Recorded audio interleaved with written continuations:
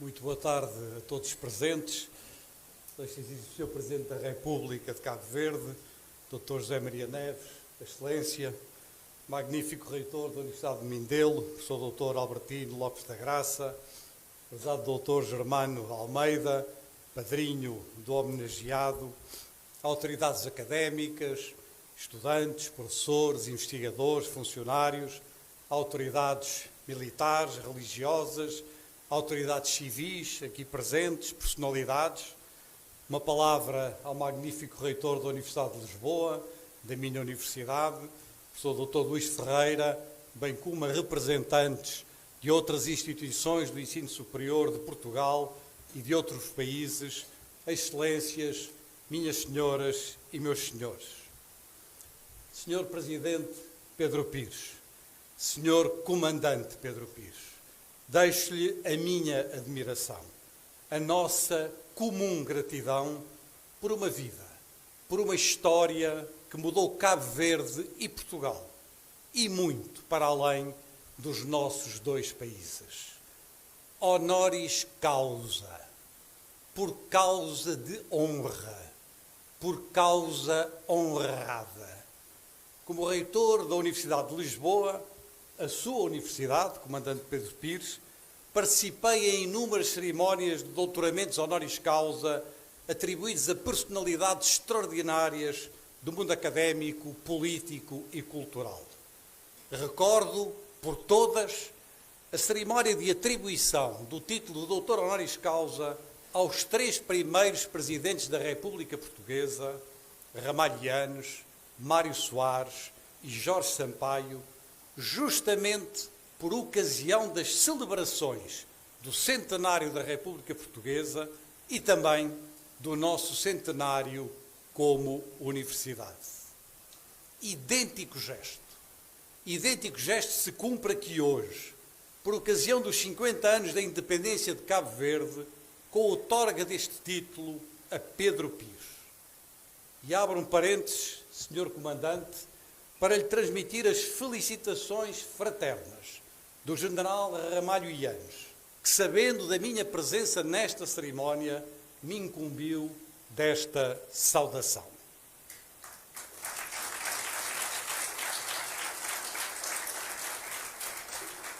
Se tivesse de dar um título à minha oração laudatória, não hesitaria em escrever, em escolher, sob o olhar da esperança.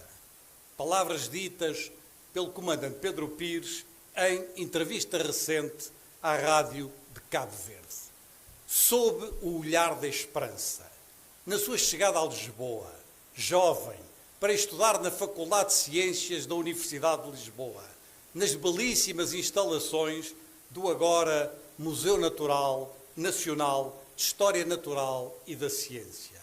Uma esperança rapidamente transformada em luta. A saída de Portugal pelo Rio Minho, o rio da minha terra, a saída para a Europa e mais tarde para a África, travando um combate duro contra o colonialismo português pela independência. O desejo de não falhar. Estávamos condenados a vencer, diz-nos na entrevista à Rádio de Cabo Verde. Uma vitória que lhe devemos, e a muitos outros combatentes. Uma vitória, quero dizer-vos aqui hoje, que foi decisiva também para nós, portugueses, pois nela está grande parte da origem da Revolução dos Escravos, desse dia maior da nossa liberdade, o 25 de Abril.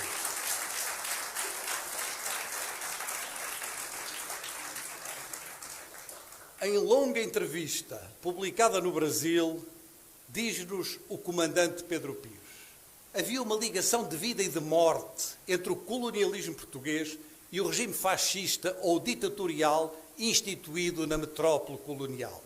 Foi o fim do Império Colonial que arrastou o fim do regime político instalado em Portugal.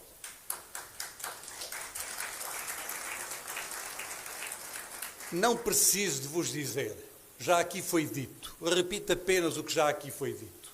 O Comandante Pedro Pires é o rosto da luta contra o colonialismo.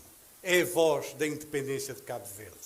Junto com outros rostos, junto com outras vozes. Não preciso de vos dizer, mas preciso de vos dizer da importância do seu papel na libertação do meu próprio país. Preciso de deixar esse testemunho de reconhecimento e de gratidão.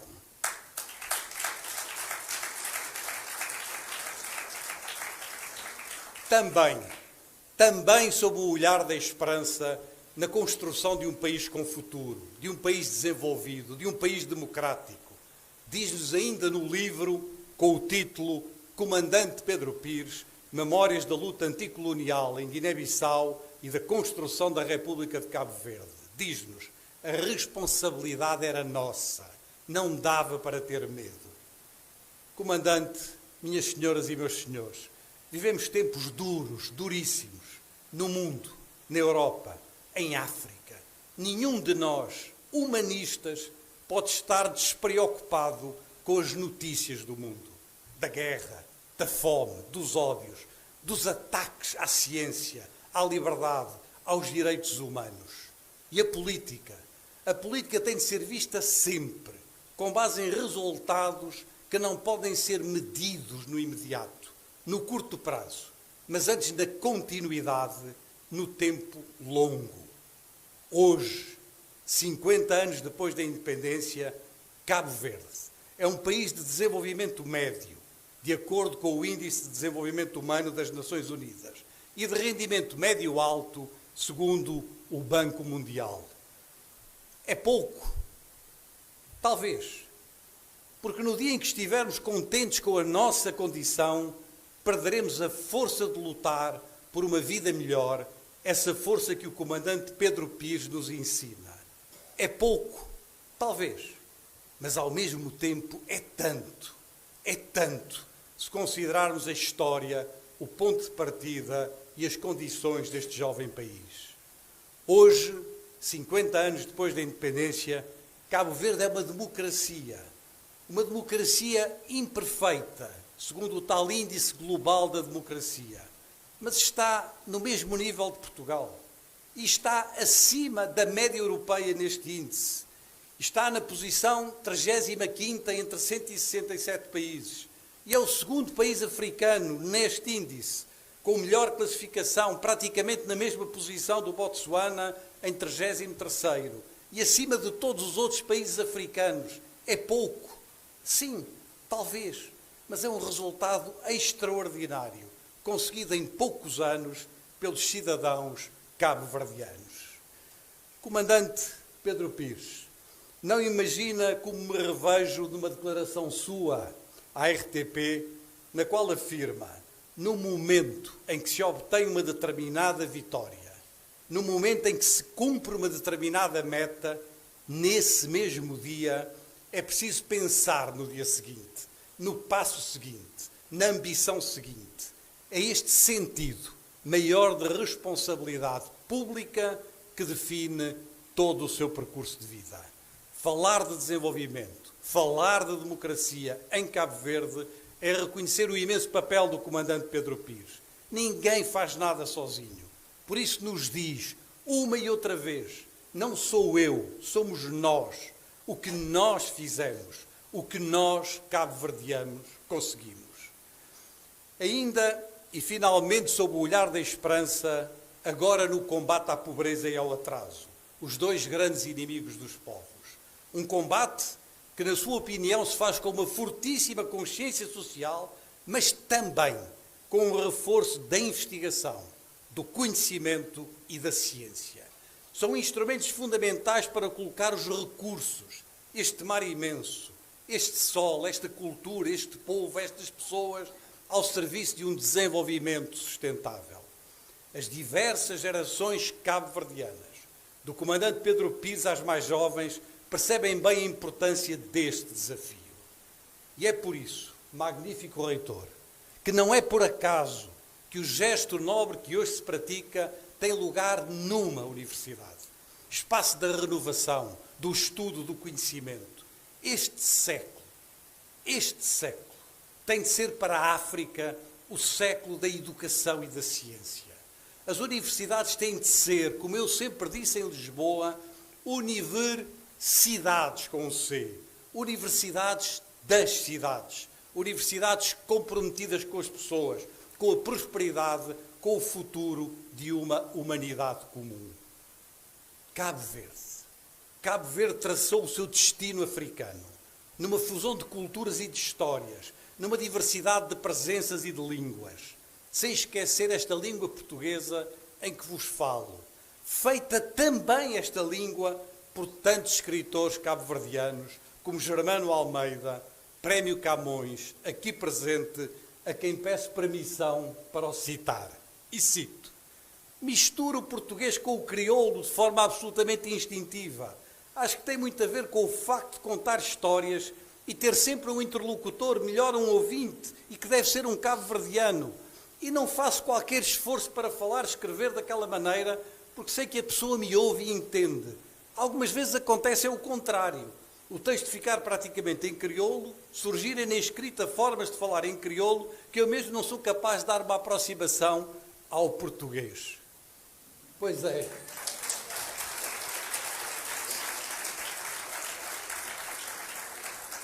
Pois é, não há pedra original, definidora para sempre de uma mesma identidade.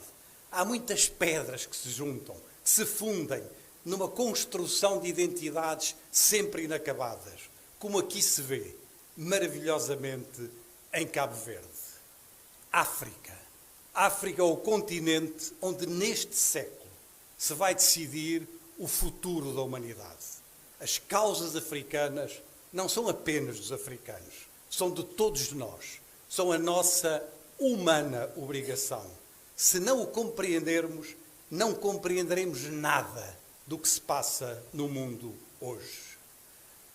Senhor Presidente da República de Cabo Verde, diz-nos Vossa Excelência que o comandante Pedro Pires é um institucionalista. E cito, um homem obcecado com a qualidade das instituições, um homem de Estado, um homem que lutou pela paz, que luta pela paz dentro e fora do seu país.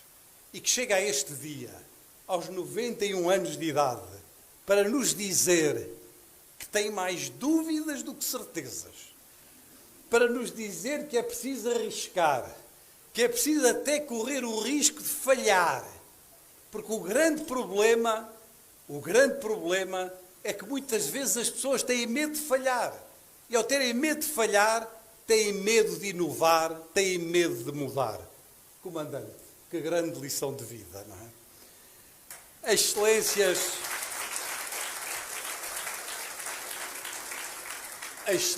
Comandante Pedro Pires, aproxima-se o fim desta minha alocução. Quero agora voltar ao princípio, à Ilha do Fogo.